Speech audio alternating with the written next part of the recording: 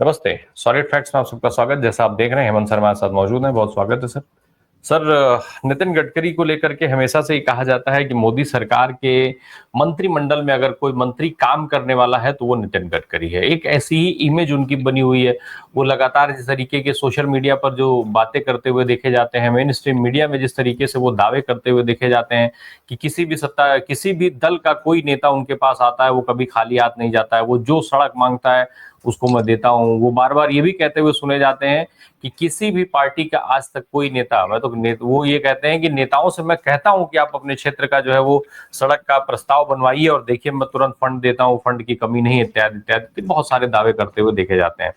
उन्होंने सदन में एक बात कही थी सड़कों को लेकर के, भारत के सड़क और विकास को जोड़ करके अमेरिका का उदाहरण लेके सदन में एक बात कही थी। मैं चाहता हूं जरा दर्शकों को वो अंश सुनवा दिया जाए, फिर मैं आपके पास सवाल लेकर के आता हूं। बार ये कह चुका हूं कि हमारे रोड हमारे प्रॉस्पेरिटी के साथ जुड़े हुए हैं और इसीलिए मैं जब से इस क्षेत्र में काम कर रहा हूं, जॉन केनेडी, इनका एक वाक्य मैं हर समय याद रखता हूं और उन्होंने कहा था कि American roads are not good because America is rich, but America is rich because American roads are good.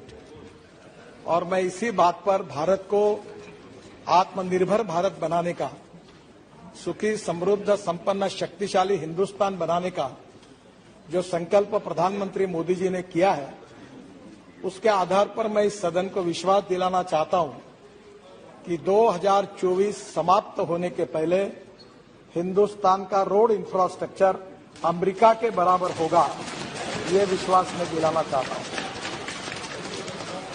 Hemant sir, ये टाइमलाइन भी दी थी नितिन गडकरी साहब ने, लेकिन अब खबर ये है कि ये टाइमलाइन फिर से एक बार, कोई ऐसा नहीं है कि ऑथराइज रूप में बढ़ाने की बात हो रही हो या कुछ ऐसा, वो यही सेम दावा अभी भी 2025 में भी करते हुए दिखाई दे रहे हैं। तो क्या माना जाए, नितिन गडकरी भी नरेंद्र मोदी जी के रास्ते पर आगे चल पड़े हैं? जिस तरीके से नरेंद्र मोदी जी 2013 में अच्छे भारत का, अच्छे दिन का सपना दिखा करके आए थे और अब 2047 के सपने बेच रहे हैं। राम प्रकाश जी, नमस्कार आपको और सारे दर्शक साथियों को भी।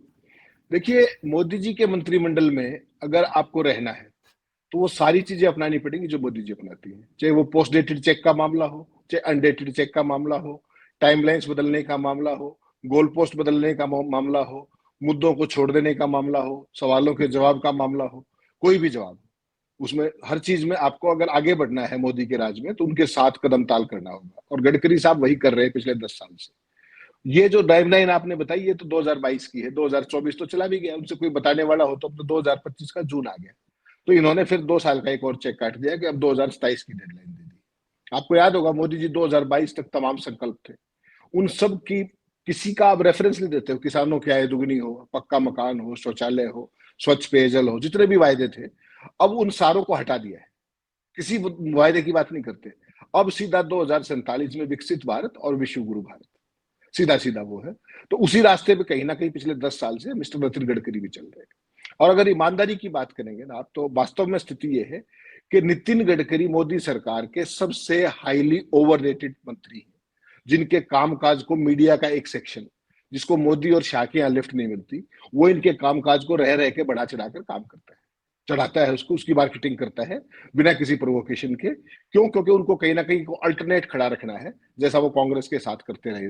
बियॉन्ड ए पॉइंट खुल के नहीं कर सकते, लेकिन चोरी छुपे सोशल मीडिया के जरिए, तमाम पोस्टों के जरिए, खबरों के जरिए, गडकरी ने ये कर दिया, गडकरी ने वो कर दिया। हकीकत क्या है? हकीकत ये है कि जो मोदी जी की नाकामियां है, मोदी की सबसे बड़ी नाकामी क्या है कि नाम बड़े और दर्शन छोटे। वही काम नितिन गडकरी का भी है कि बातें करवा लो जितनी मर्जी करानी है, लेकिन जब डिलीवरी की बात आएगी तो डिलीवरी में फिर शून्य बटा सनाटा है।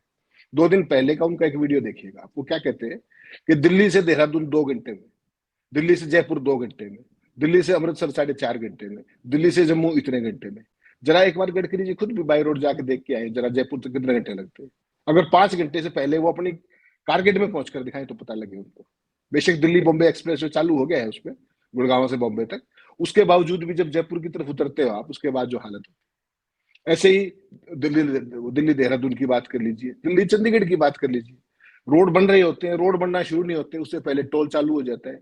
आप उस पुल को यूज करो या ना करो, उसके बाद टोल लगता रहता है, कोई पूछने वाला नहीं है। टोल को इतनी बड़ी सजा बना दिया है पूरे देश के लिए, जिसकी आप केवल कल्पना कर सकते हैं।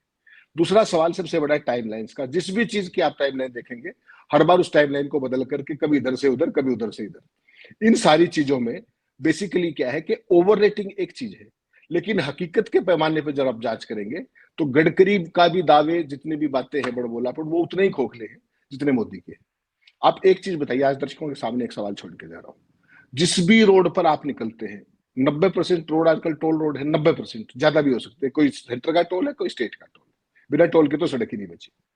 उसके बावजूद जब भी आप रोड पे जाते हैं, टोल देते हैं, उसमें उसका एक कंपोनेंट ग्रीन सेस का होता है। आपको पता है, जो भी हाईवेज हैं उनके दोनों तरफ ग्रीन बेल्ट का प्रावधान होता है, और आपकी हर एक गाड़ी की जो मूवमेंट है वो पर किलोमीटर रोड सेस देती, क्या ना, ग्रीन सेस देती है। और वो ग्रीन सेस क्या चीज है कि जो उस पेड़, उसके जो हाईवे के चारों तरफ ग्रीनरी मेंटेन करना, ग्रीन बेल्ट मेंटेन करना, और वो किसका काम है? कंसेशनर का। तो राम प्रकाश जी तो हर किलोमीटर पे ग्रीन सेस दे रहे हैं, पूरे देश की जनता दे रही है, 144 करोड़ लोग दे रहे हैं। कितने हाईवेज के ऊपर ग्रीन बेल्ट के मेंटेन है, कोई बता सकता है क्या? किसी एक हाईवे पे दिखाइए मुझे।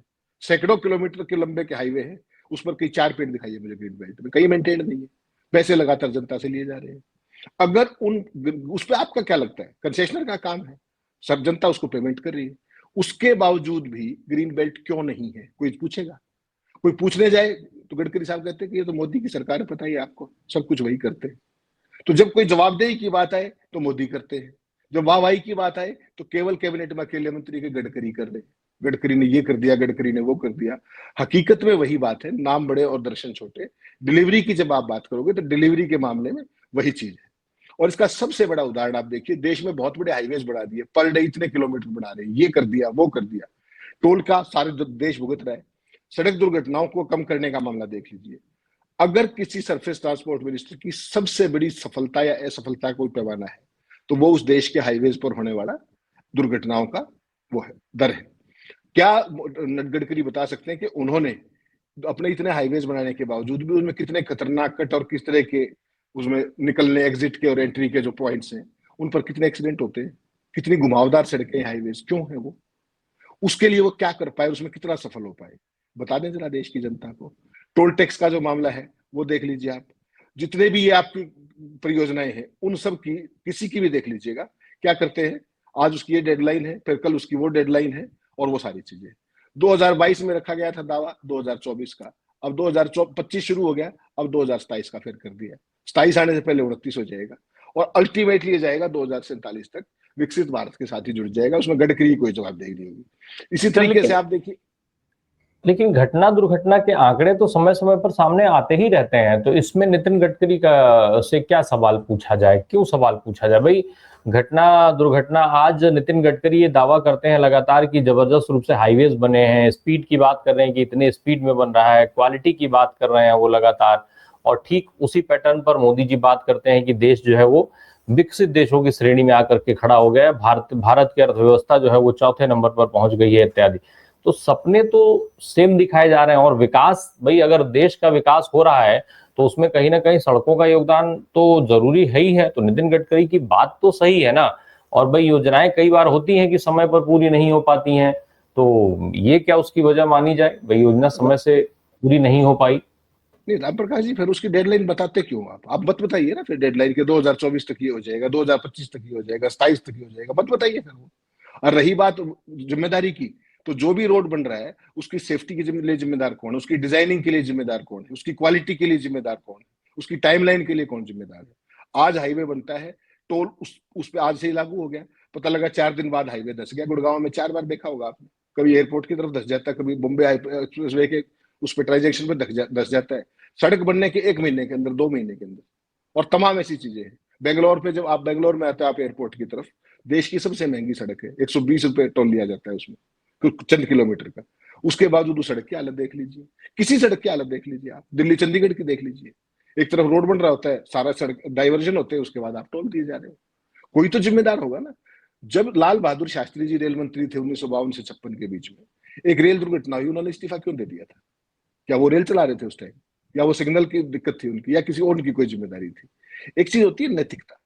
जब रोड सेफ्टी, जब आप रोड का डिजाइन करते हैं, जब रोड की अलाइनमेंट करते हैं, जब आपके रोड के सेफ्टी स्टैंडर्ड्स होते हैं, उसकी साइनेज की बात होती है, उसमें डाइवर्जेंस की बात होती है, क्या उन सब के लिए एक पॉलिसी नहीं होनी चाहिए? इतने बड़े हाईवेज हैं, उस पर अगर आपको मार्क्स भी ना मिले कि कौन सी सड़क किस तरफ जा रही है, तो क्या करेंगे आप? आज आपने टोल लागू कर दिया, आप जाकर के देखिए केएमपी का हालत देख लीजिए एक बार, कुंडली मानेसर पलवल एक्सप्रेस पे कितनी फैसिलिटीज हैं उसके ऊपर, पहले दिन से टोल लगा हुआ है, उस पर लाइटिंग है, उस पर कहीं पेट्रोल है, उस पर कहीं आउटलेट्स है कोई। अगर आपकी गाड़ी पंक्चर होगी तो कितने किलोमीटर पे पंचर की दुकान मिलेगी आपको? टोल उस दिन से ही लागू है। ये बेसिकली क्या है कि एक होता है काम करना क्वालिटी के साथ, और एक होता है केवल काम प्रचार के लिए दिखा देना और उसके बाद हट जाना। केएमपी चालू हो गया, लेकिन वो सर उसको भुगत रहे।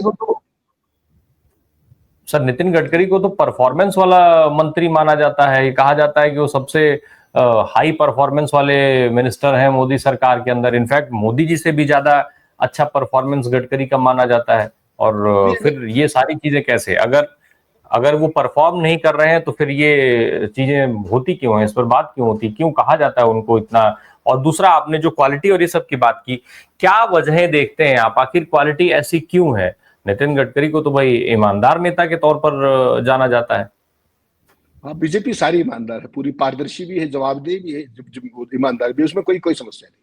मैंने आपको ओपनिंग में कहा कि इस कैबिनेट के सबसे हाईएस्ट ओवररेटेड मंत्री हैं, और अगर मोदी से तुलना करेंगे आप, फिर ये कह सकते हैं कि उनसे बेहतर है, क्योंकि मोदी की तो डिलीवरी हर स्कोर पे 0 है। इनकी कम से कम ये है कि भाई चलो सड़कें तो बनी रही है, उस पर क्वालिटी कैसी, उस पर बात हो सकती है। और जो आपने कहा ना क्वालिटी की बात, आज ठेका लिया राम प्रकाश जी ने, और उसके बाद उसकी सप्लाइडिंग कर दी 25 जगह पर, ना तो उसकी अलाइनमेंट ढंग की बनेगी, ना क्वालिटी के अंदर यूनिफॉर्मिटी होगी। कौन जिम्मेदार है इसके लिए? 150 किलोमीटर की पेमेंट लेंगे आप और बनाएंगे सब कॉन्ट्रैक्टर्स, उसके अंदर कोई बनेगी बात? हर चीज के अंदर लेटिंग, सबलेटिंग और ये सारे खेल चल रहे हैं हर चीज के अंदर। और है क्या उसमें? उसमें कुछ चंद ग्रुप है वेस्टेड इंटरेस्ट वाले, वही लोग काम कर रहे हैं। और ये भी आपको पता है कि गडकरी जी संघ के सबसे प्रिय है। किन कारणों से प्रिय है वो भी देश से किसी ने छुपा हुआ नहीं है।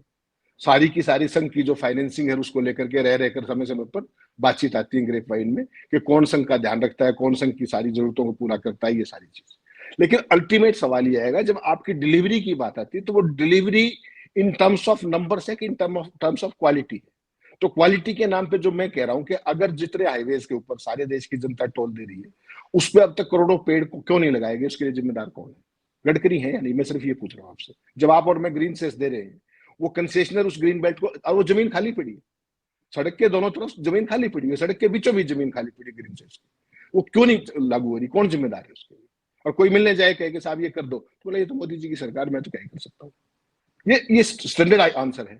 ठीक बात है, कोई भी विपक्ष का जाता है, अच्छी बात, वो क्यों मना करेंगे भाई? कल को आप किसी सड़क की वो मंजूरी करते हो, आप मांगो या ना मांगो, आपको सड़क मिल जाएगी। क्यों? सरकार का कुछ लगना नहीं, ठेकेदारों ने बनानी है, सब कुछ वो है, सारे का सारा मुनाफे का धंधा है। आपको सड़क मिलेगी, किसी को ठेका मिलेगा, ठेकेदार को सब ठेकेदार मिलेंगे, सब ठेकेदार के आगे आगे ठेकेदार मिलेंगे। तो ये पूरी चेन है।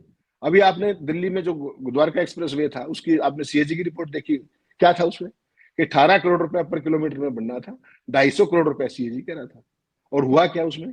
वो जिस ऑफिसर ने सीएजी की रिपोर्ट बनाई थी, वो उसका पता ही लगा कहाँ गया, उसकी बदली होगी रातों रात। क्यों? क्योंकि उसने सवाल पूछ लिया था, ये सरकार सीएजी की रिपोर्ट को मानने को तैयार नहीं, सीएजी की रिपोर्टों को इफेक्टिवली बंद कर चुकी है। तो ट्रांसपेरेंसी के मामले में कुछ नहीं, राम प्रकाश जी अगर एक पॉपुलर नैरेटिव के साथ जाएंगे, फिर तो मोदी भी लोकप्रिय है, फिर तो बात ही खत्म है भक्तों के बीच में। जब आप क्वालिटी पर जाएंगे कि क्वालिटी क्या है, आज आप यही वो है, क्या नाम है गडकरी साहब ने, जरा रूरल इंफ्रास्ट्रक्चर की बात देख लीजिए। किसी हाईवे के अंदर जो टोल रोड हाईवे है, उसकी क्वालिटी देखिए एक बार निकल के, जो टोल आप देते हैं और विज उसकी क्वालिटी है, उसमें कितने डाइवर्जन है, किस बात का टोल दे रहे हैं, सवाल पूछे जाएंगे। इनसे कोई नहीं पूछ रहा, क्यों? क्योंकि लोग डरते हैं। इस देश में सवाल जवाब की संस्कृति खत्म कर दी गई है। हकीकत में क्या है कि रह रह करके कभी चुटकीदार बयानबाजी कर देना, सिंबॉलिक बयानबाजी करना, लोकप्रिय बने रहना, भक्तों को एड्रेस करते रहना, संघ का प्रिय बने रहना, उसके लिए जो कुछ जरूरी है उसमें गडकरी सबसे सिद्धहस्त है, इसमें कहीं कोई समस्या नहीं। जिस तरह की लफाजी बीजेपी में चाहिए तमाम चीजें। और सबसे बड़ी चीज एक और बता दूं, बीजेपी के अंदर जो कॉर्पोरेट के साथ अलाइंड लोग हैं ना, जितने भी डायरेक्टली, मोदी जी का तो चलिए छोड़िए, काम ही और है उनके, तो मैं दो हम दो और हमारे दो टाइप की चीज है। लेकिन हकीकत में अगर आप देखेंगे तो बीजेपी का कॉर्पोरेट के साथ जो कनेक्शन था, उसकी शुरुआत आपको ध्यान होगी प्रमोद महाजन ने की थी। सबसे पहले प्रमोद महाजन संग उनके प्रिय होते थे कॉर्पोरेट के। उसके बाद आपने देखा होगा किस तरीके से अरुण जेटली सारी लाइजनिंग का काम ले लिया धीरे धीरे जब मोदी आए। तो उसके बाद आजकल पीयूष गोयल कुछ हद तक करते हैं, बाकी तो अमित शाह है जो कुछ करते हैं। उसके इतर अगर कोई व्यक्ति है केंद्र की सरकार में जो कॉर्पोरेट के साथ डायरेक्टली अलाइंड है, उसका नाम है मिस्टर नितिन गडकरी। इसीलिए वो ठेकों की लेटिंग, सबलेटिंग और फलाना और उसमें क्वालिटी का, आज तक आपने कितने ठेकेदारों के खिलाफ कार्रवाई देखी है? दिल्ली मुंबई एक्सप्रेस वे चालू नहीं हो उससे पहले धस गया, एयरपोर्ट के पास धस गया, गुड़गांव का नेशनल हाईवे धस गया। किसी सड़क पर जाकर के देख लीजिए, सड़क बाद में बनती है, उसमें तमाम इश्यूज हैं। उसका क्वालिटी कंट्रोल कौन करेगा? गडकरी तो वहां बयानबाजी कर रहे हैं, लेकिन काउंटर चेक का भी तो एक सिस्टम है ना पूरे, एनएचए का भी एक अपना सिस्टम है, क्वालिटी कंट्रोल का भी एक सिस्टम है, उसके ऊपर विजिलेंस भी है तमाम तरह की। लेकिन केवल लफाजी करके लोगों के चार अपने एक खास तरह की कंस्टिट्यूंसी को एड्रेस करना, भक्तों को राजी कर देना और एक्चुअल क्वालिटेटिव डिलीवरी देना, उन दोनों में दिन रात का अंतर है जो गडकरी नहीं कर पा रहे। हाँ, इतना जरूर है, मीडिया के एक खास सेगमेंट जिसके वो प्रिय हैं, वो उनको रह रह करके उनकी चुटकियों को लेकर के उनको खबरों में बनाए रखते हैं, चाहे वो संघ से करीबी के कारण हो, चाहे उनकी व्यक्तिगत अपना पीआर हो, चाहे उनकी ये कह सकते हैं आपके इजी एक्सेसिबिलिटी है, कोई भी जाके मिल सकता है उनसे, सबकी बात सुन लेते हैं, मोदी की तरह अहंकार नहीं या अमित शाह की तरह लोग उनके पास जाने से डरते नहीं। तो वो कुछ चीजें हो सकती हैं, लेकिन एज ए मिनिस्टर अगर आप बात करेंगे तो he is highly overrated person with his performance, that's a matter of fact. अभी दिल्ली कटरा जम्मू वाले रोड का पता कर लीजिए जरा, पंजाब में कितना बन गया है, लैंड एक्विजिशन का प्रॉब्लम, फिर आप दावे क्यों करते फिर रहते इतने साल में चालू हो जाएगा? ये सारी चीजें हैं। आप ये कह रहे हैं कि मोदी की राह पर गडकरी निकल लिए हैं, और जो जिस तरीके से मोदी जी पूरा ऑरा बनाते हैं अपना तमाम तरीके की लफाजियों के साथ अलग अलग सब अटैचमेंट लगा करके, और वो अपनी लफाजी को सही साबित करते हैं, वैसे ही गडकरी साफ करने में लगे हुए हैं। लेकिन एक और चीज चलती है, संघ से भले ही गडकरी की करीबी हो, लेकिन मोदी का जो गुट है, उस गुट के नेता तो नहीं माने जाते हैं गडकरी। उसके बावजूद भी यही कहा जाता है कि अगर गडकरी आज भी खड़े हैं तो सिर्फ अपने परफॉर्मेंस और काम के दम पे। तो अगर जब रेटिंग होती है या जब बातचीत होती है तो ये सारे जो लूप होल्स हैं ये लोगों को नहीं दिखाई देते हैं, जो कमियां हैं उस पर बातचीत नहीं होती है, या जानबूझ करके उन कमियों को छुपा लिया जाता है, छुपाने की कोशिश की जाती है, और गडकरी उसमें कामयाब भी हैं। राम प्रकाश जी, इस देश का मीडिया आज की तारीख में सरकार की कीर्तन मंडली का एक हिस्सा है, इस बात को मत भूलिए आप।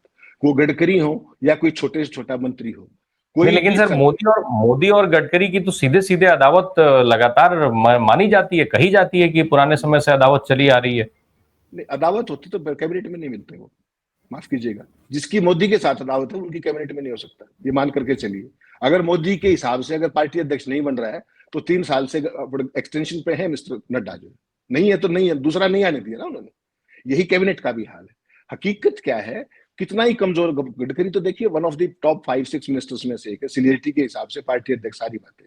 लेकिन हकीकत यह है कि मीडिया देश की सरकार और सत्ता प्रतिष्ठान से सवाल पूछने भूल चुका है। हकीकत ये इन सब की सफलता का कॉमन राजा मोदी के साथ है या मोदी के विरोध में सवाल नहीं। और गडकरी की जो पीआर और गडकरी की सारी जो स्टैंडिंग है एज ए मिनिस्टर ऑल्सो, उसमें बने रहना, जैसे उन्होंने पिछले दिनों एक बयान दिया था, राजनीति सत्ता के लिए हो गई है, तो आप क्या बाबा जी हैं? फिर आप छोड़ दीजिए मंत्रालय, आप जरा समाज सेवा कर लीजिए, आप संघ के फुल टाइम प्रचारक हो जाइए। ये सब एक खास तरह की ओवरटोन वाले बयानबाजी होती है उनकी, ताकि कुछ एक इशारा, जैसे आपने याद होगा आपको, जो संघ प्रमुख हैं उन्होंने कहा था अहंकार और खुद को भगवान और तमाम चीजें, जब सरकार को बहुमत नहीं मिला था, कभी भी उन्होंने मोदी का नाम नहीं लिया, सिंबॉलिक करके सारे अपने साइड में हो गए ताकि वो खबरों में बने रहे, पोजीशन भी हम ही रहे और अपोजिशन भी हम ही रहे। गडकरी का भी वही खेल है कि साल 2 साल में, 6 महीने में, साल में वो एक बार इस तरह की बयानबाजी करके सुर्खियों में बने रहते हैं कि देखिए मैं लड़ रहा हूं अकेला, मैं सारी चीजें हैं। हकीकत ये इनकी भी परफॉर्मेंस उतनी खराब है जितनी मोदी की खराब है। हाँ, मोदी की तुलना में ये है कि कम से कम कुछ तो हो रहा है, मोदी जी की या तो केवल ही लिप सर्विस है। तो गडकरी के पीछे जो इकोसिस्टम काम करता है वो बेसिकली संघ की जरूरतों को वो पूरी करते हैं, संघ उसके लिए में उनके साथ मजबूती के साथ खड़ा रहता है। और जब भी कभी भी आपने ऑब्जर्व किया होगा, जब भी कभी रिप्लेसमेंट की बात आती है मोदी की, किसी साल पे रिटायरमेंट की बात आती है, कुछ होती है, तो उसमें गडकरी का नाम हमेशा ही होता है, अमित शाह का हो या ना हो, योगी आदित्यनाथ का हो या ना हो। उसका कारण क्या है? थोड़े से अंग्रेजीदा है, थोड़े से सॉफ्ट स्पोकन है, इजीली एक्सेसिबल है, सबकी बात सुन भी लेते हैं, जो अच्छी क्वालिटीज हैं वो हैं। लेकिन एज ए मंत्री जो इनकी परफॉर्मेंस होनी चाहिए, जो क्वालिटी चेक होना चाहिए, जो रोड इंफ्रास्ट्रक्चर में इंप्रूवमेंट होनी चाहिए, जो मॉडर्नाइजेशन के साथ साथ जो नई चीजें आनी चाहिए, वो नहीं आ रही। हकीकत है ये। टाइमलाइंस पूरी नहीं हो पा रही। आप कहते रहिए दिन में हम 15 किलोमीटर सड़क बढ़ा रहे, 20 बढ़ा रहे, 25 बढ़ा लीजिए। जब उसने दसना ही है 2 महीने के बाद तो कोई नहीं, 40 भी बढ़ा लीजिए, क्या फर्क पड़ता है। सवाल तो उस पर इफेक्टिव चेक का है ना, क्वालिटी कंट्रोल का है ना, उसके डिजाइन का है ना, सेफ्टी स्टैंडर्ड्स का है ना। अल्टीमेटली जनता को क्या चाहिए कि आप टोल भी दे रहे हैं, बेहतर सड़क भी नहीं मिल रही है आपको, सड़क के अंदर तमाम ऐसे मोड भी हैं, ब्लाइंड टर्न जिसको हम बोलते हैं, उसके अंदर ऐसी एंट्री और एग्जिट्स भी हैं जो अनसेफ है। तो उनको कितना इफेक्टिवली कर्व कर पाए या नहीं कर पाए, वो भी तो आपके पैरामीटर्स में कहीं ना कहीं आएगा ना। या सवाल रहित वो कर करके गडकरी जो बता दे वही अगर परफॉर्मेंस, तो फिर तो ठीक है, फिर तो कोई बात करने की जरूरत भी नहीं। Basically I am again repeating at the cost of repetition, he is a highly overrated minister in amongst the whole Modi cabinet, for the very simple reason कि he is close to RSS and he is the most closest person to RSS, क्योंकि वो उनके एक दूसरे के पूरक है। हकीकत में आप किसी हाईवे पे जाके निकल के देखिए ना, कौन सा, आप अमेरिका के बराबर की बात कर रहे हैं, आपका कौन सा एक हाईवे का नाम बताइए जो इंडियन स्टैंडर्ड्स को मीट करता है। छोड़ दीजिए सारी दुनिया को, अमेरिका के साथ बाद में तुलना कर लीजिएगा, दुबई के साथ भी बाद में कर लीजिएगा, यूरोप के साथ भी कर लीजिएगा। जो आपके इंडियन स्टैंडर्ड्स हैं, किसी हाईवे पे निकल के जो गडकरी जी ने बनाया है, कुंडली मानेसर पे जाके देखिए एक बार, कितनी लाइटें जलती है रात को, कितने साइनेजेस हैं, कितना इंफ्रास्ट्रक्चर डेवलप हुआ है साइमल्टेनियसली। ये सारे पैरामीटर्स हैं। जब भी आप किसी रोड को ओपनिंग के लिए वो करते हैं, उसके लिए क्या क्या जरूरी वो चीजें हैं, अनिवार्यताएं हैं, क्या वो आपने पूरी कर दिया? नहीं। जाके देखिए किसी रोड पे जो नया बड़ा है, आप टोल की जल्दी है, बस रोड चालू हुआ नहीं, 4 गाड़ियां निकली नहीं, टोल लागू कर दीजिए, खत्म। बड़े बड़े दावे कर दीजिए, सब गाड़ियों के ऊपर वो लगवा दीजिए। आप मुझे बताइए कि ये जो फास्टैग वाला जो मामला इन्होंने किया था, किसी डेमोक्रेसी में हो सकता है कि या तो आप फास्टैग लगवाइए और नहीं तो डबल दीजिए? हमारे यहाँ डेमोक्रेसी क्या चीज है? फास्टैग में बहुत सारे लोगों की अपनी इनहिबिशंस हो सकती है। मेरी गाड़ी घर खड़ी थी, मैसेज आ गया कि आप फरीदाबाद में इतने रुपए कट गए आपके, बताइए क्या करेंगे आप? करते रहिए कंप्लेंट, कोई पूछने वाला नहीं है, कोई जवाब दे ही नहीं। घर गाड़ी खड़ी हुई है, मैंने स्क्रीनशॉट भेजा है, 15 दिन बाद वो पैसे वापस आए। ये मेरे साथ हुआ है, मैं औरों की बात नहीं कर रहा हूँ। किस लिए फास्टैग होना चाहिए बता दीजिए? आदमी घर पे बैठा है, गाड़ी घर पे खड़ी है, मैं आपको स्क्रीनशॉट भेज देता हूँ। तो ये सारी चीजें बेसिकली क्या है कि आप नहीं फोर्स तो फिर अपॉन फास्टैग मोदी का भी फास्टैग भी उसी कारपोरेट याराने का एक देन है जो थोपा गया, और वो एक पर्टिकुलर कुछ कंपनी या किसी व्यक्ति को लाभान्वित करने के लिए उस तरीके की स्कीम लाई गई।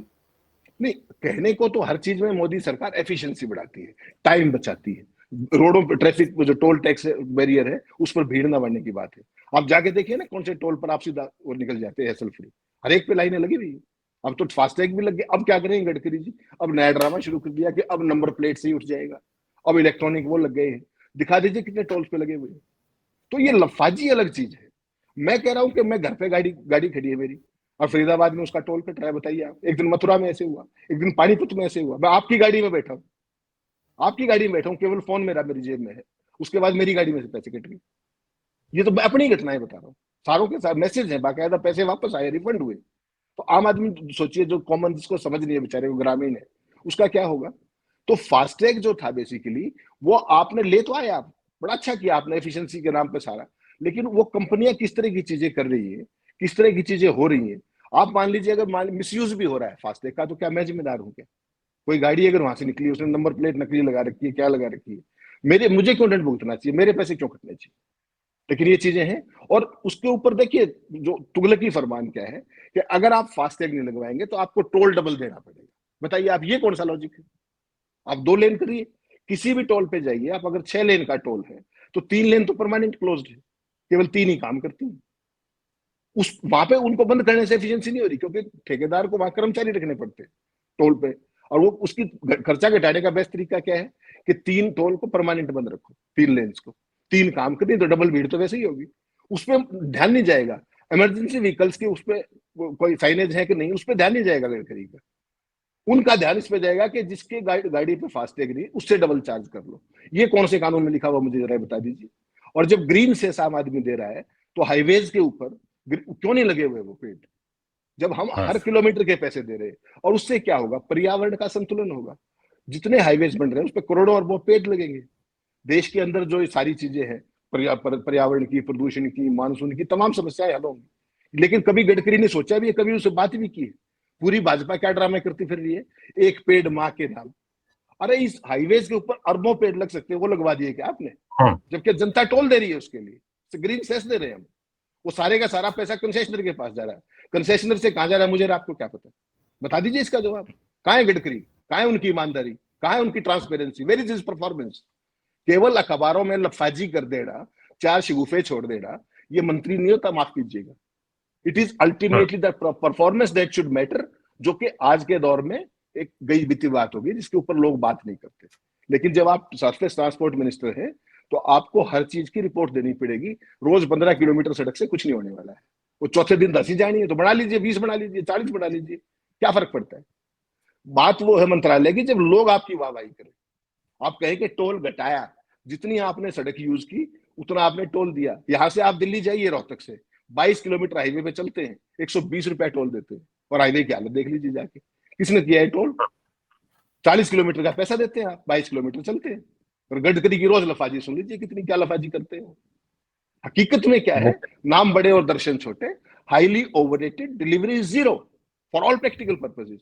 और इसलिए भी कि सड़क हर आदमी यूज करता है, इसलिए उनका काम और भी ज्यादा महत्वपूर्ण है। सड़क की सुरक्षा और भी ज्यादा महत्वपूर्ण है। कितनी एक्सीडेंट्स हो रहे हैं, कितनी कमी आ गई मोदी सरकार में, बता दें। 11 साल हो गए, घड़े हैं बटे, ये बता दें।